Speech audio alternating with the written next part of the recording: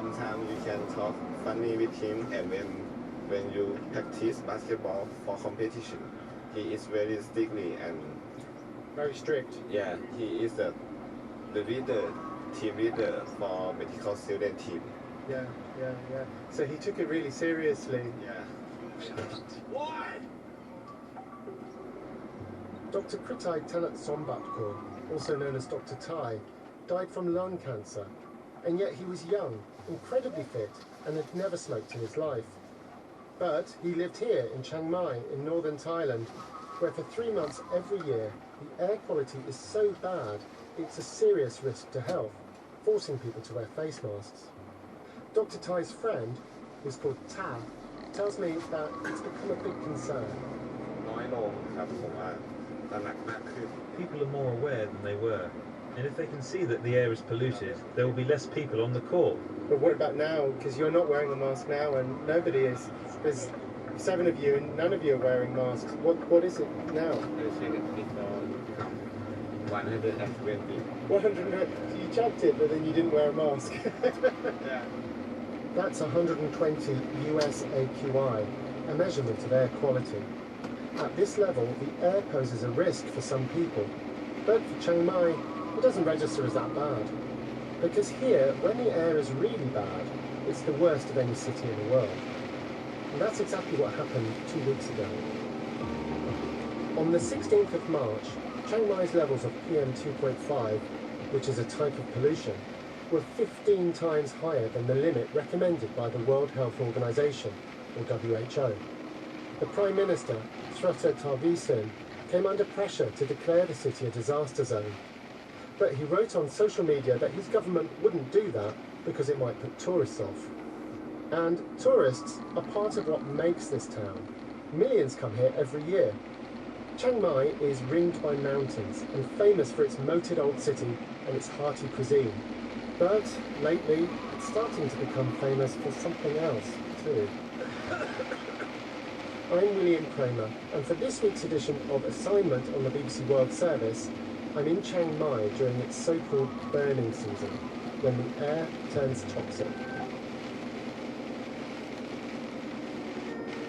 We should start with an introduction. My name is Kritai Telat Sombatkar. I am currently 28 years old. My nickname is Tai. I am from Chiang Mai. Dr. Tai had a blog on Facebook that amassed a big following in Thailand. It was called Sudiwa, or Fight Fit. Last year, he wrote a book with the same name. We've translated some of his words. They're read by an actor.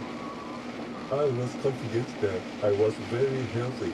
I regularly went to the gym, played sports, and ate healthy food. I didn't smoke. I rarely drank alcohol and didn't stress out over work. But then I started to cough. Sometimes it was chesty, sometimes dry. For the first 2 months, nothing changed. I carried on going to work and exercising, but the coughing persisted, so I decided to get it checked out. In October 2022, Dr. Tai went for a chest x-ray. He was told he had advanced lung cancer. So we're in some evening traffic, just driving through Chiang Mai, and we're going to see somebody who runs the medical faculty where Dr. Tai actually trained years ago. His name is Dr. Chai Chan. He's a very senior respiratory expert, and he's been talking about pollution for a long time.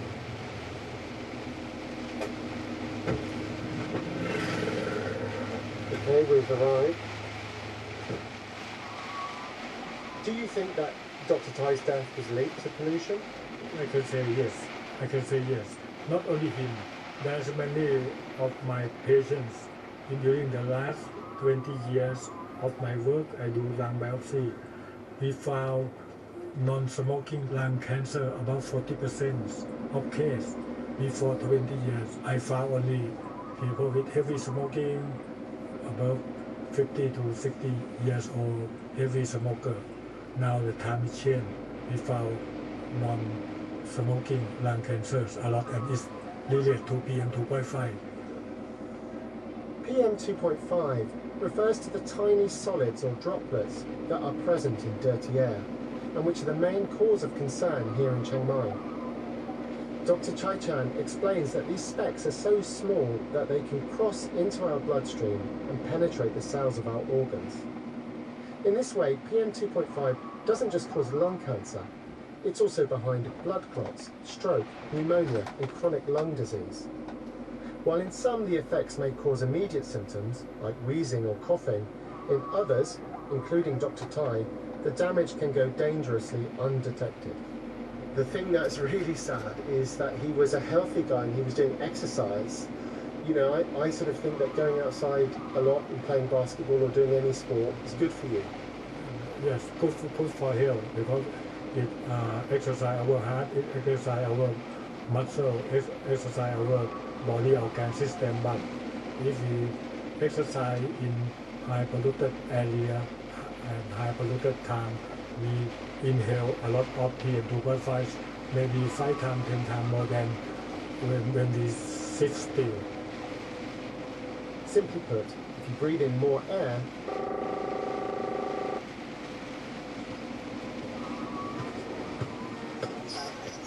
I mentioned that I was an avid basketball player. I dreamed of winning grand championships, and that dream was so strong that it drove me to practice even when the pollution level was high. the cause of the PM 2.5 pollution in Chiang Mai is fire. And there are two types of fire that create problems here: forest fires and agricultural fires. So is this what you ate when you were a child?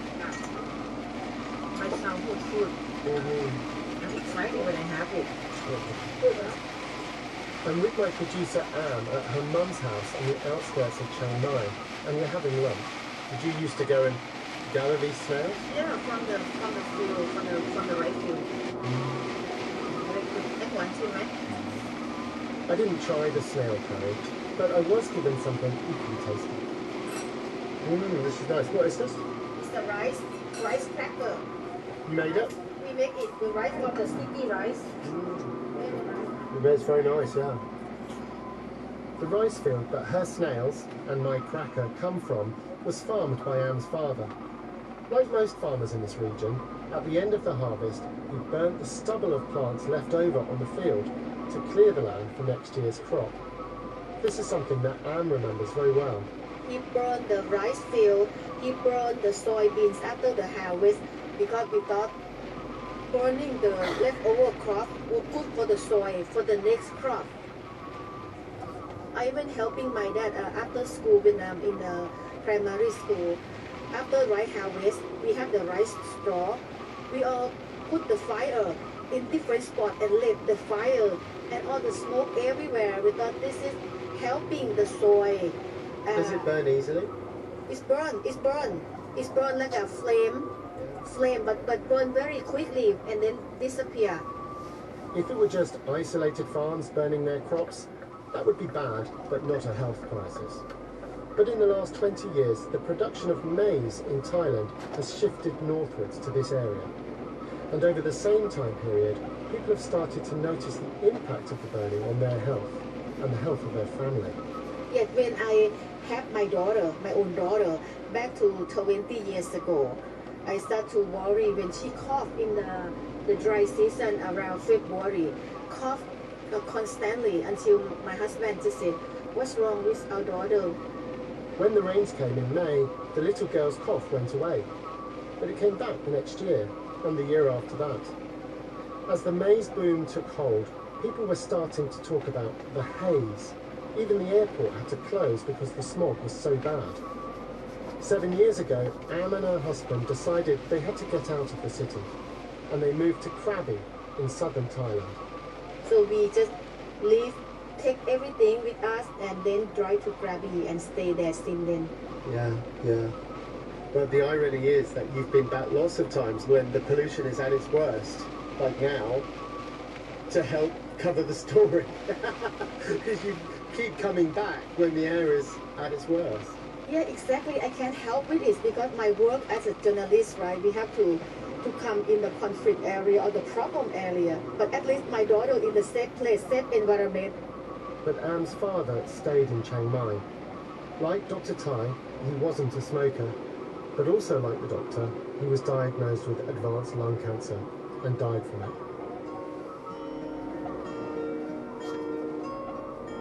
This morning, when I woke up, the pollution measure was 10 times higher than the recommended level.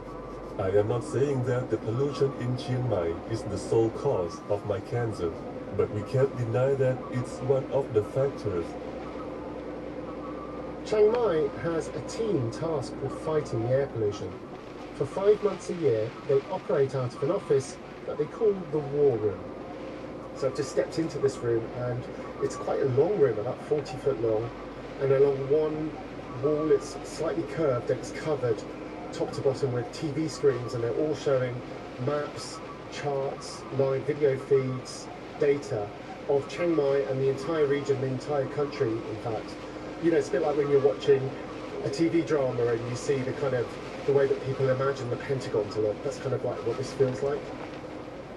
ครับผมชื่อสรศักดิ์วจีศักดิ์ I'm Sorasak Vajisat, Vice Chair of Chiang Mai Provincial Administrative Organisation, Chiang Mai PAO. We're in Chiang Mai's command centre for wildfires and PM 2.5 prevention. So this is a heat map showing PM 2.5 levels across Chiang Mai and the area around Chiang Mai, and it's mostly red, which I guess shows that the PM 2.5 level is quite high this morning.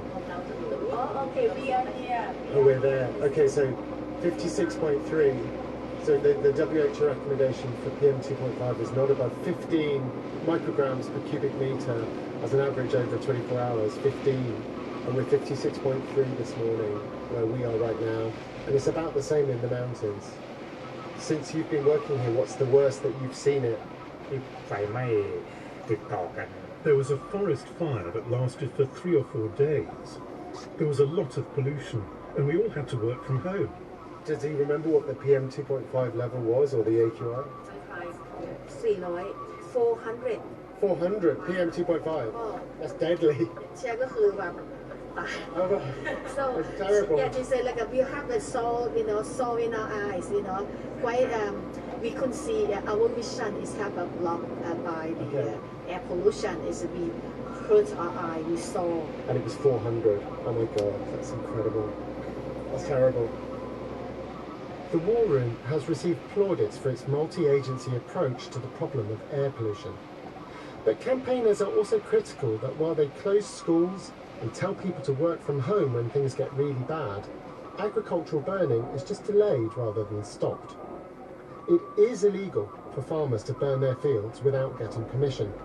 But there's a handy app for them to do just that. Nunwan Katiwat, a city planner, explains how it works. คือการอนุญาตเผาตาม We allow crop burning if the weather and pollution conditions are suitable. We've developed an app for farmers to request permission to burn their crops. Before we grant approval, we consider the pollution forecast, air permeability and humidity. Additionally, we only grant permission during a specific time window, typically not extending past 3 or 4 p.m. I get the feeling like you're making the best of a bad situation, because it would be better if these farmers didn't burn their fields, right? Like, it's really not a good thing. But what you're trying to do is to at least space it out a bit. But it's kind of, how does it feel to come here and work and to see your city suffering? To see your city suffering with this bad pollution and with the fires, it must be quite difficult to watch sometimes. รู้สึกค่ะเพราะว่าบางทีเนี่ยเราเนี่ย Of course, I feel bad. Every time I drive around the city and see fires burning, there's nothing I can do about it. I can only hope that the fires will go out soon and don't come back. So we're at a roadside petrol station and coffee shop just on the outskirts of Chiang Mai. We're about to leave the city and go up into the countryside and the hills around here to meet some farmers. And I have to say, I'm kind of pleased about that, because it's been a few days now and I feel like I'm starting to feel the effects of the bad air. I can feel it on the back of my throat. I've got a runny nose a little bit. and apparently that's quite normal after a couple of days of being here. So I'm quite looking forward to, to going.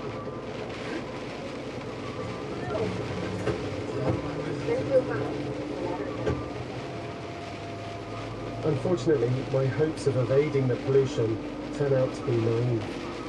It isn't just agricultural burning that's causing the rocketing levels of PM2.5 in Chiang Mai, but forest fires too. In fact, Greenpeace estimates that there are roughly the same number of fire hotspots in the region's jungles as there are on farms. After driving a couple of hours into the tree-blanketed hills, we see the situation for ourselves.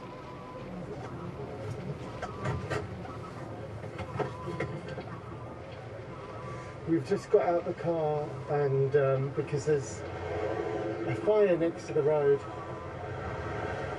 there's thick white smoke blowing across the road. I've got my mask on. The fire is just burning gently. There's a layer of ash across the forest floor. It looks a bit like snow. And just ahead are some firefighters. They're not wearing all the the protective equipment. They've just got red t-shirts and red baseball caps and scarves in front of their faces.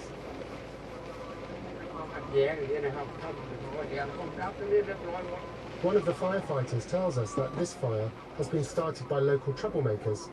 They've already put it out once, but the vandals came back and started it again. But a couple of minutes later, someone from the Forestry Parks Department gives us a different story.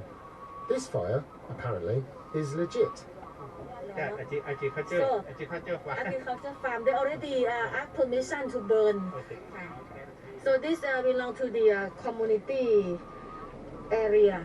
Yes. So are they clearing it? Are they clearing it to grow more crops here?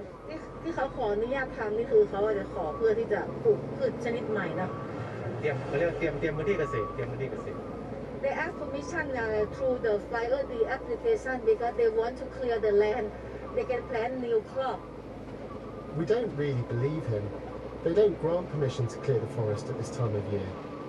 But it's embarrassing for the authorities to admit that there's friction with locals. They call it revenge burning, when local people start forest fires for no real reason, just to annoy officials who come to the area and tell them that they can't start fires. We continue our journey, but we quickly realise that this fire was not an isolated incident. Is that Mejem? Yeah, so we're just where we're going. The horizon is just full of smoke. We're in a slightly higher spot just now, and I could see 3 separate fires in just one direction. Is it always like this?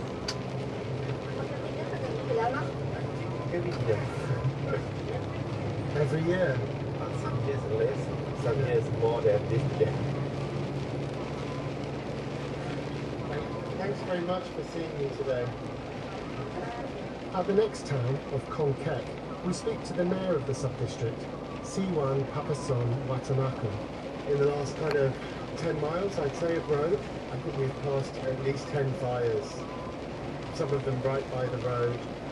Were these fires done with your permission or with the permission of the authorities, or were they done just by individuals? The fires you saw on your way here are controlled burns. The people have got permission through the app. Yeah, but then all of the fires that we passed were all in the forest though, weren't they? We have controlled fires which are registered, and we have illegal burning. What are people's motivations for doing these purposeless fires? It's hard to say why they're doing it. Sometimes it could be for fun or as a protest. It could be anything. But if it's in the forest, it's likely to be people hunting or setting campfires which accidentally spread. It could also be an attempt to burn around a tree to flush out small animals that live there. This is all illegal, but last year only 2 people were arrested for starting fires. They were released after paying a fine. I've noticed that you're coughing a lot. Are you okay? Do you suffer at this time of year with the bad eye? I have to admit, I've been to many fires lately, and I have to get my health checked frequently. On the days when the pollution's bad, I get irritation in my eyes and throat. Okay, I hope you're okay. We also talk about the agricultural burning that takes place in this district. When the mayor was young, farmers in this area just grew what they needed to eat, with maybe a little left over to sell in the market. But then most farmers were persuaded, with special incentives and government support, to move over to a cash crop, maize. The corn was produced by small farmers but sold to middlemen who then sold it on to huge agri-businesses for use as animal food. It's the world's insatiable hunger for meat that has changed the way that people in this part of the world farm. I'm standing in a maize field about a 5-hour drive from Chiang Mai. If I pick up one of these sticks of maize, it's a big old thing. It's, you know, a couple of meters long, and it's very brittle. It's going to burn very easily. And this has been left over because with maize, you only harvest a small part of the plant, just the cob. It's just sort of 10 or 20% of the plant. The rest is left over, and that's why we've got this pollution. Rakchat is a local farmer and the deputy chief of this village. We still plant maize despite the problems because it pays well. From my experience, there are several problems. Burning the old crop causes pollution. The maize seeds are treated with chemicals which can transfer through the skin.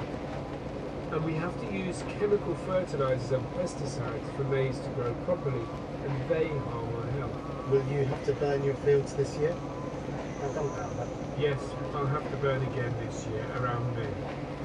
When you burn the maize, do you wear a mask and wear gloves and things like that? No, but I have a trick where I light the fire and stand upwind to avoid the smoke. It's worth saying that maize farmers don't have to burn their fields. The stubble can be dug up and used to make animal food, or a type of charcoal, or just turned over by a tractor. But Rakchat's fields are mostly way too steep to drive a tractor on them. It's simply not a crop that is well suited to this terrain. And that's why some farmers are starting to think again about what they grow. Naret has a farm next door to Rakchat. He's also a maize farmer, but he's starting to move over to other crops. โดยเฉพาะผมเองนะพื้นที่ I own about 7 acres of land. 4 or 5 years ago, I planted maize on all of it. I don't like maize much, but I need the money. Now I've split the land to plant mango, avocado, lychee and local. I want to mix, but I still have to plant maize. The earnings from it are much better.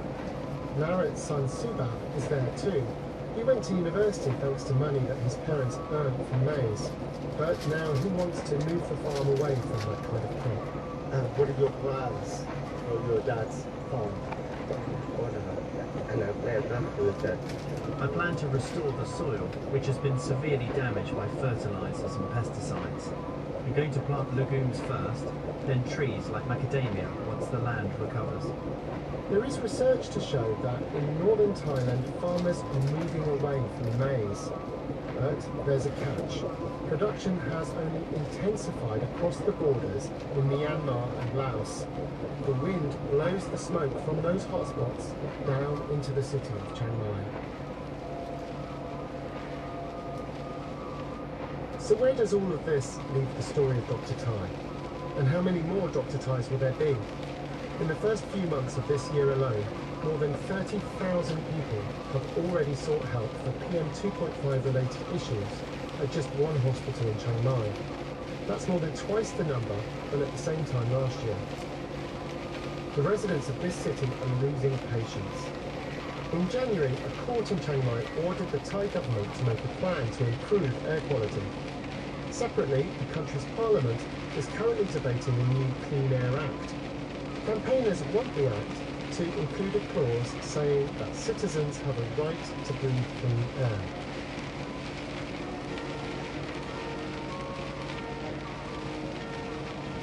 When I start to think about it, it's strange to think that I will die before I get old. I want to be a healthy old man with a good, strong body, even if I do get gray hair. But it appears that this may not be my fate. I have to admit that it hurts. On December the 5th, Dr. Ty's friends announced his death on his Facebook group. They attached some posthumous words from the young doctor, a kind of epilogue for the blog. I think it's a bit of a call to arms, not in the sense that he's asking his followers to wake up and become campaigners for a better world, but because he wants them to wake up and notice the world they already have, while they've still got the chance. When you know you are about to die, you will be able to focus on food, running, and the fresh air that you can breathe without feeling a sharp pain in your lungs like I do. Pay more attention to the beauty of nature, the smiles and the faces of people around you, and the laughter of the people you love. It's a precious gift that we can all still experience these things. This edition of Assignment from the BBC World Service was produced and presented by me, William Cromer. It was mixed by James Beard, and the editor is Penny Murphy. This is the BBC World Service, and on the food chain this week, Easter is a key time for chocolate businesses. I'm Ruth Alexander, and I'm finding out about the real Willy Wonkas, chocolatiers past and present, and the stories behind their creations. Also, what kind of chocolate will we be eating in the future? Hint, it might not be chocolate. The food chain, today at 11:30 and 23:30 GMT. In 50 minutes, witness history. Today, we're taking you back to August 1979, when Britain's first nudist beach was given the green light. In April the following year, the seaside resort Brighton officially became the first place in Britain to allow naked bathing. Stay with us. Outlook is next. This is the BBC World Service, the world's radio station.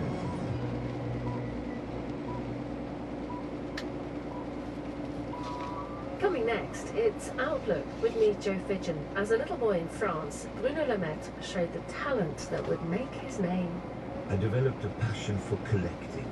I collected stones, I collected insects. I was also curious about understanding the world. I would have loved to know everything. At some point I realized that this was impossible, and the fruit fly was the object of my passion. Bruno's research into immunity in fruit flies broke new ground and led to a Nobel Prize. Only, here's the kicker, it wasn't Bruno who got the award, but his boss. The normal attitude for someone in my position would be to accept that the boss hogs all the limelight and to wait for your turn.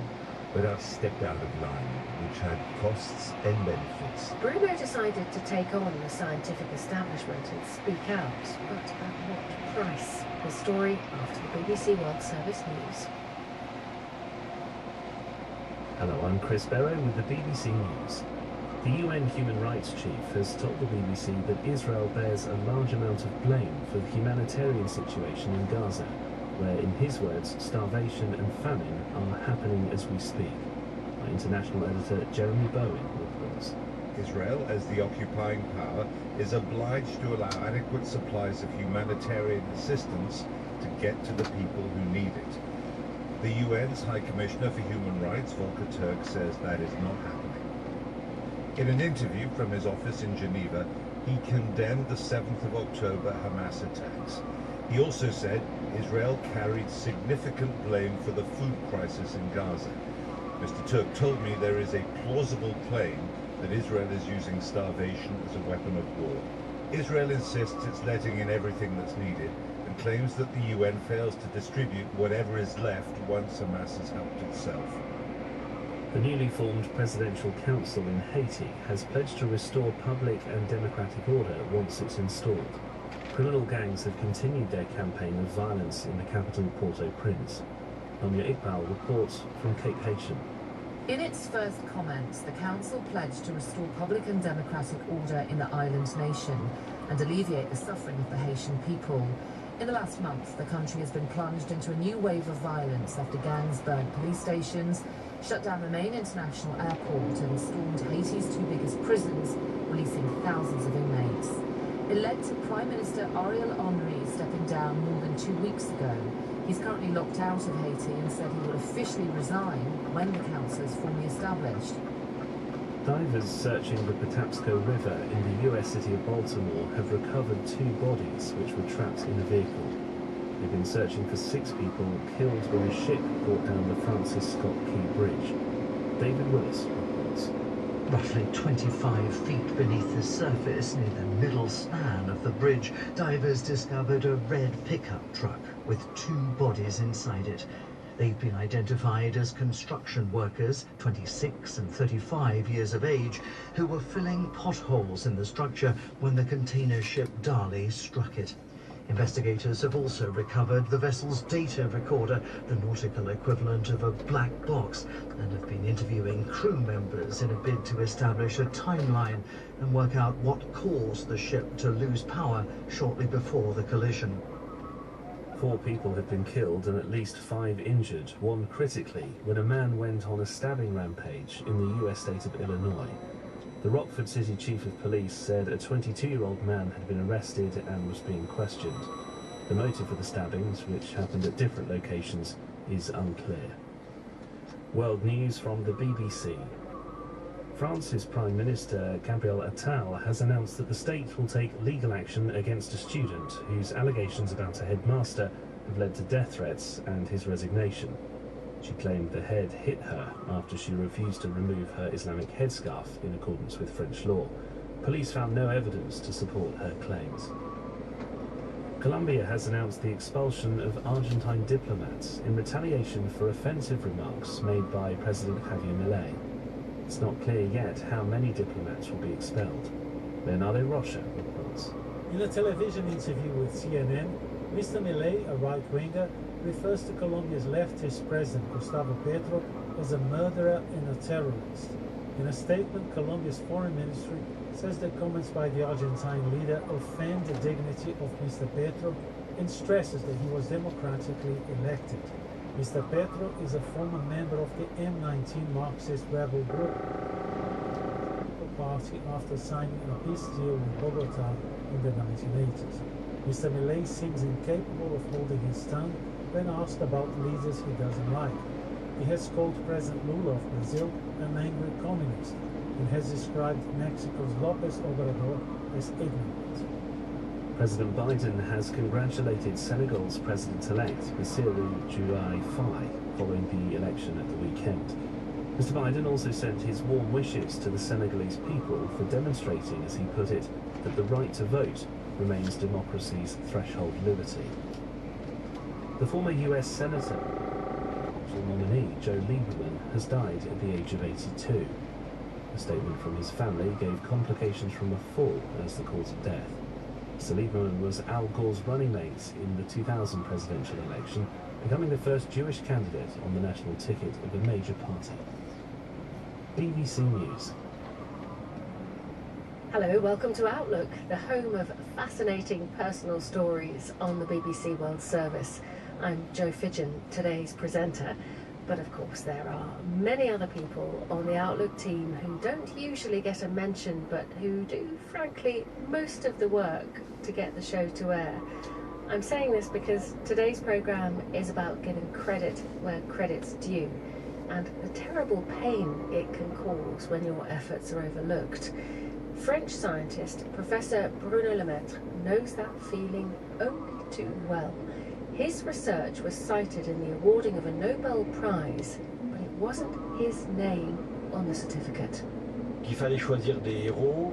Heroes had to be chosen. That's how the system works. I have to say that these heroes were very competitive people, very thirsty for recognition. But it created a wound because other people's contribution had not been recognized. Peut-être de la contribution d'autres personnes. Bruno's not the first person to argue that a Nobel Prize was handed to the boss rather than the person who did the work, but he is one of the few to refuse to take it lying down.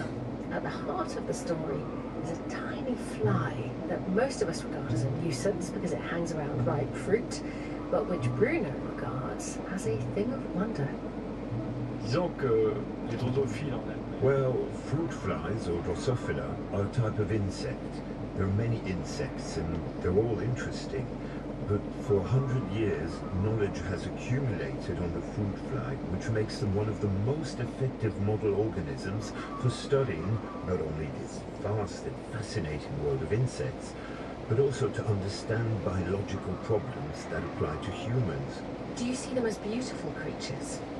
Quand j'ai commencé, when I started out in biology, we often worked with cells or molecules, but when I had a little fly under the microscope, I found it very beautiful and very interesting.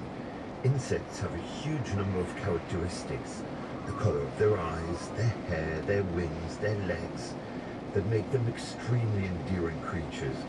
There have been a number of discoveries made in the fruit fly that have had a major impact on biology and have, in a way, changed our vision of biology. So much of what we know about biology comes from the study of such model organisms. Fruit flies are one, but there are others, like the bacteria E. coli, the zebrafish, Baker's yeast, the humble house mouse. In laboratories all over the world, there are communities of scientists who specialise in finding out every little detail about how these organisms work, in the hope that they'll shed light on the bigger picture too. What's interesting in the fly community is how we can be friendly and share, while also remaining relatively competitive and aiming for excellence. When a fly expert meets another fly expert, they always have a lot to talk about. I'd like to get a sense, Bruno, of this little boy who became a fruit fly expert. Can you paint us a picture of your early years? What kind of child you were? Donc j'ai grandi dans une famille très sociale. I grew up in a very sociable family with brothers and sisters and a lot of joy around.